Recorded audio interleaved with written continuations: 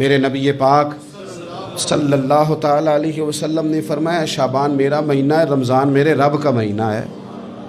اتنی برکتوں والا مہینہ، اتنی شانوں والا مہینہ ماہ رمضان، آپ نے کچھ باتوں کا بڑا ہی خیال رکھنا ہے۔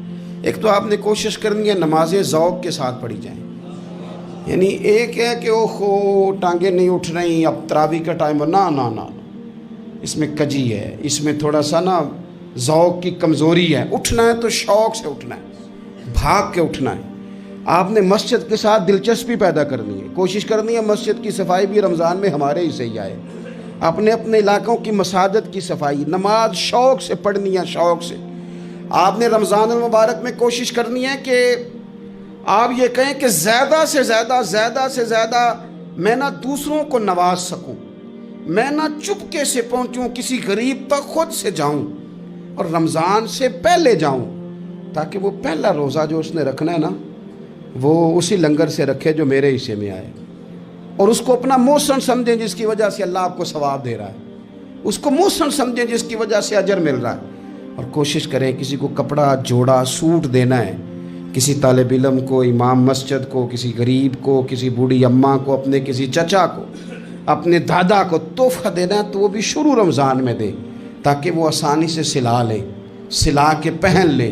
رمضان میں ہم نے قرآن پاک سے پیار کرنا ہے، قرآن پاک سے پیار کرنا ہے، صبح بھی تلاوت، دوپہر بھی تلاوت، بچوں کو ذوق دلانا ہے، شوق دلانا ہے۔ ہم نے قرآن مجید رمضان شریف میں تراویح میں ذوق سے سننا ہے، کھڑے ہونا ہے۔ پھر رمضان المبارک کے اندر احساس ہم نے بہت زیادہ پیدا کرنا ہے۔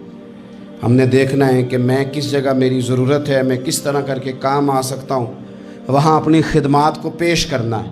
پھر اس سے آگے آپ بڑھیں گے۔ رمضان شریف کے اندر سحری میں اٹھنا تو ہے نا جی، دہی لینے بھی جانا پڑتا ہے، دودھ لینے بھی کئی دفعہ جانا پڑتا ہے، تو اٹھنا تو ہے۔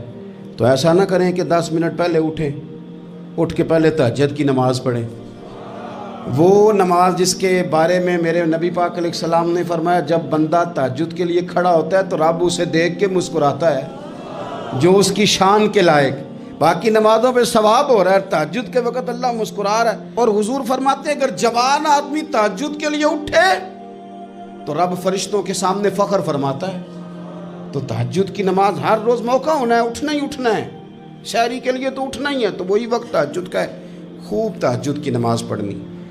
ایک چیز آپ نے پورا رمضان استعمال نہیں کرنی، وہ غصہ ہے۔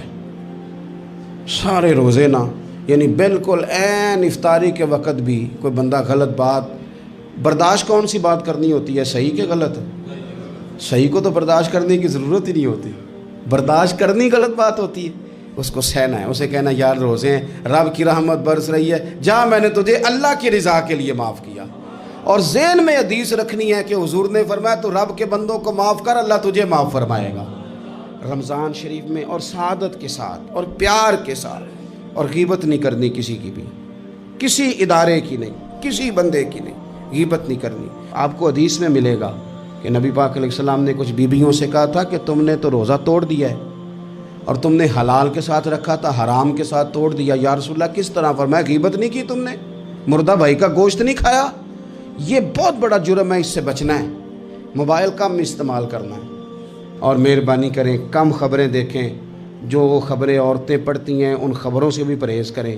کوئی ہم نے بڑا سال 11 مہینے سیاسی تبصرے کر لیے، کیا انقلاب آیا پھر ملک میں؟ تو رمضان کا مہینہ سیاسی تبصرے رہنے دیں، زیادہ وقت مسجد میں گزاریں، زیادہ وقت اللہ کے گھر میں گزاریں، زیادہ ٹائم آپ تلاوت قرآن پاک میں، استغفار میں، درود شریف میں گزاریں، ایک دوسرے کے ساتھ پیار کریں، ایک دوسرے کے کام آئیں۔ اے خالق کائنات، آئندہ جمعہ رمضان میں آنے والا ہے، اللہ امت کی خیر فرمانا، کشمیر کے مظلوموں کی خیر کرنا، برما کے مجبوروں کی خیر کرنا۔ پاکستان تیرے نبی پاک علیہ السلام کے نام پر، کلمے کے نام پر بنایا گیا وطن ہے، اللہ اس میں دین کا جھنڈا نافذ فرما دے، اس وطن عزیز کو قیامت کی صبح تک قائم فرمانا، اور اللہ ہم سب کو بھائی چارے سے، پیار سے، محبت سے، ایک دوسرے کے احساس میں زندہ رکھنا۔ اس ماہ مقدس میں تو جن لوگوں کو معاف کرے گا ہم سب کے نام بھی اس میں شامل۔